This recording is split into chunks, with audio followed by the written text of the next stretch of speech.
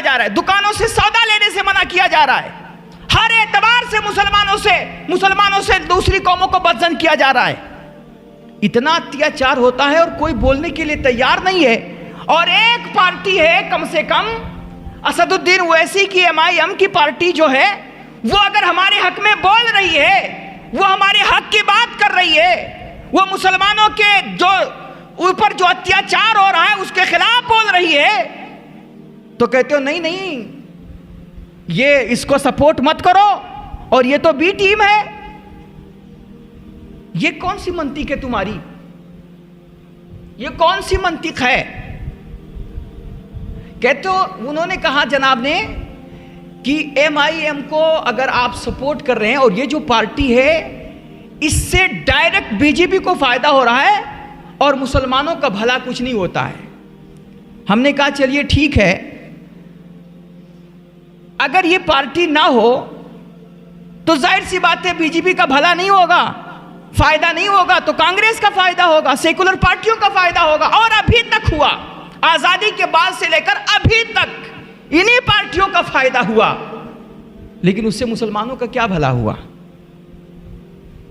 کیا بھلا ہوا؟ آزادی, سوچئے ہمارے قوم کی یہ کتنی بری استھتی ہے اور کتنی تلخ حقیقت ہے کہ آزادی کا وہ مطلب جس میں مسلمانوں نے برابر کا حصہ لیا, خون بہایا, قربانیاں دی, جائیداد, پراپرٹی سب کچھ قربان کیا, اپنے ملک کی آزادی میں وہ برابر کے شریک رہے. لیکن آج آزادی کے بعد اتنا مدت اتنی گزر گئی, اتنا زمانہ گزر گیا, لیکن آج تک مسلمانوں کو ان کے بنیادی حقوق تک مل نہیں پائے برابر سے. آج بھی مسلمان روزی روٹی پانی کے لیے, نوکری کے لیے اور تعلیم کے لیے لڑ رہا ہے. جو بنیادی ضرورتیں ہیں آج تک اس کو وہ بھی نصیب نہیں ہو پائیں. تو اگر ان پارٹیوں کا, اگر BJP کا فائدہ نہیں ہوتا ہے, دوسری سیکولر پارٹیوں کا فائدہ ہوتا ہے, تو اس سے مسلمانوں کو کیا فائدہ ملے گا؟ اس سے مسلمانوں کا کیا بھلا ہوگا؟ کہتے ہو کہ نہیں اس کا سپورٹ نہ کرو, MIM کا سپورٹ نہ کرو, مسلمان ایک جٹ نہ ہو, مسلمان اکٹھا نہ ہو. تو کیا کریں, مسلمان گردن جھکا دے کہ لو بھائی کاٹ لو اور جو کچھ ہے چھین لے جاؤ, بجائے ہمیں کچھ دینے کے الٹا ہمیں سے لے جاؤ, ہمارے وقف بورڈ کو ختم کر دو, ہماری جائیداد کو لوٹ لے جاؤ, ہمارے بچوں کو مار دو. میرے بھائی, آج ہماری آپ کی یہ بری استھتی اس لیے ہے کیونکہ انہی ناقبت اندیش جو کچھ مولوی حضرات ہیں, جو مولانا کہے جانے والے لوگ ہیں, جو صوفی حضرات ہیں, انہوں نے سیاست کو اپنے لیے ایک شجرے ممنوعہ سمجھا اور سیاست کو کبھی دین کا حصہ مانا ہی نہیں انہوں نے. اور جب بھی مسلمان کبھی سیاست کے لیے ایک جٹ ہوئے اور انہوں نے اپنے کوئی پلیٹ فارم بنانا چاہا, تو ایسے ہی محمود مدنی جیسے لوگ اٹھے اور انہوں نے ان کے سیاسی مخلص قائدین سے ان کو بدزن کیا.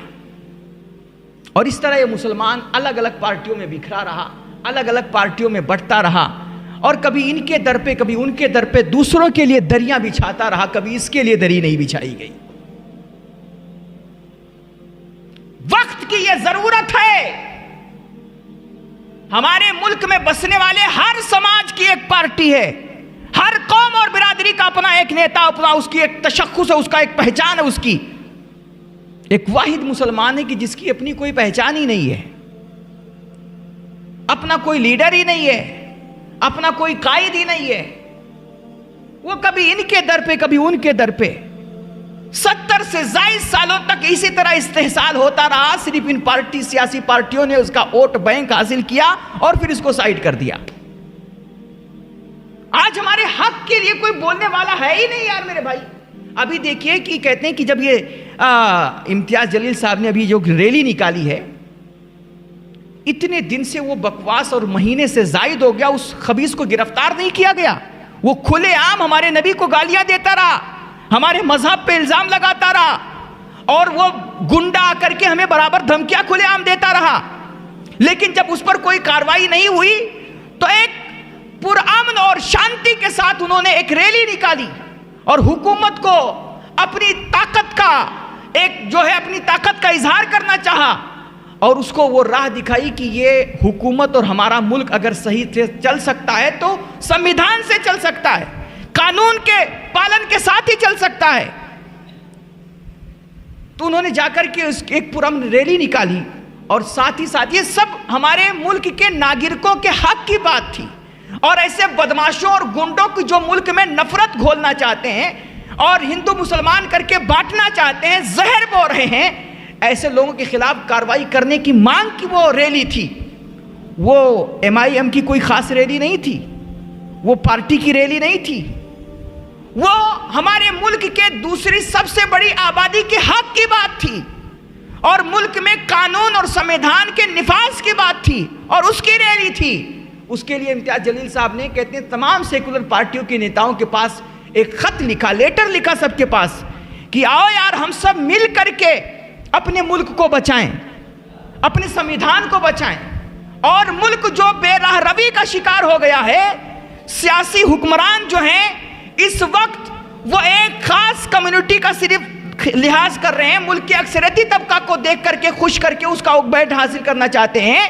آؤ ہم اپنے ملک کو بچائیں ایسے نفرتی چنٹوؤں سے، آؤ مل کر کے ملک کو سب کو ساتھ جوڑیں اور سب کے حقوق کی بات کریں۔ تو کہتے ہیں اس ریلی میں انہوں نے سب کے پاس لیٹر لکھا، لیکن کوئی ایک بھی سیکولر پارٹی کا نیتا اس ریلی میں شامل نہیں ہوا، ایک بھی ریلی میں شامل نہیں ہوا۔ کیوں بھائی؟ کیونکہ اس میں مسلمان تھے کیا؟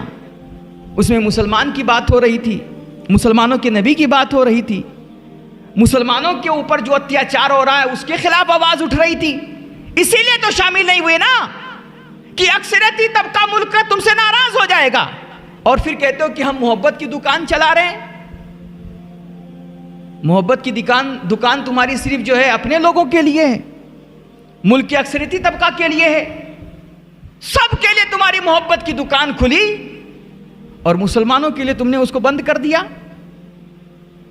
تو میرے بھائی بہت ضرورت ہے، اگر ہم اپنی استھتی، کہتے ہیں اللہ کا فرمان ہے نا، اللہ اس وقت تک کسی قوم کی حالت نہیں بدلتا جب تک کوئی قوم خود اپنی حالت بدلنے کی فکر نہ کرے۔ اب ہمیں اپنی حالت بدلنے کی فکر کرنی پڑے گی، اور اب ہمیں ایک پلیٹ فارم پہ جمع ہونا پڑے گا۔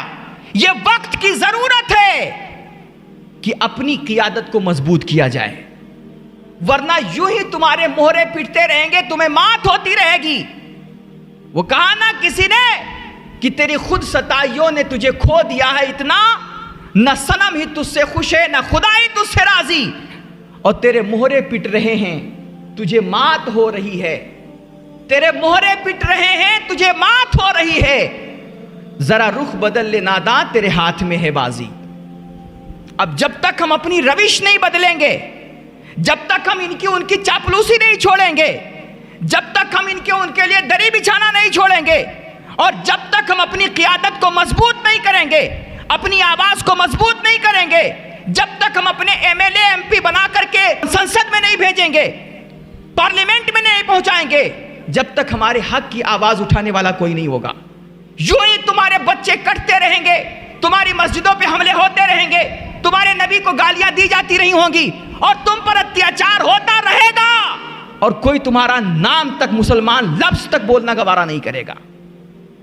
بہت ضروری ہے ایسے وقت میں کہ اپنی قیادت کو مضبوط کیا جائے، ورنہ اللہ کے نبی علیہ الصلوۃ والتسلیم نے فرمایا، قرآن نے فرمایا، کنتم خیر امۃ اخرجت للناس، کہ مسلمان سب سے بہترین قوم ہے۔ کیوں؟ کیونکہ یہ لوگوں کو فائدہ پہنچانے کے لیے آئی ہے، یہ انسانیت کو ظلم سے بچانے کے لیے آئی ہے، یہ اللہ کے دبے کچلے لوگوں کو، غریبوں کو سرکشا دینے کے لیے آئی ہے۔ آپ بتائیے، جب تک آپ کے پاس طاقت نہیں ہوگی، جب تک آپ کے پاس پاور نہیں ہوگا، جب تک آپ سیاست میں حصے دار نہیں بنیں گے، جب تک آپ کے پاس کرسی نہیں ہوگی، تو آپ تو خود ہی اتیاچار آپ پر ہوگا، آپ تو خود ہی سرکشا کے محتاج ہوں گے۔ تو جو قوم خود ہی سرکشا کی محتاج ہو وہ دوسروں کو سرکشا کیا دے گی؟ جو قوم خود ہی مدد کی محتاج ہو وہ دوسروں کی مدد کیا کرے گی؟ اور جب ہم مسلم قیادت کی بات کرتے ہیں تو کوئی یہ نہ سمجھے کہ ہم صرف مسلمانوں کی قیادت کی بات کرتے ہیں، یا صرف مسلمانوں کے انصاف کی بات کرتے ہیں، یا صرف مسلمانوں کی مدد کی بات کرتے ہیں یا صرف مسلمانوں کے حقوق کی بات کرتے ہیں؟ نہیں میرے بھائی، جب ہم مسلم قیادت کی بات کرتے ہیں تو قرآن کی روشنی میں ہم ساری انسانیت کی قیادت کی بات کرتے ہیں، ہم ساری انسانیت کے حقوق کی بات کرتے ہیں۔ وہ کس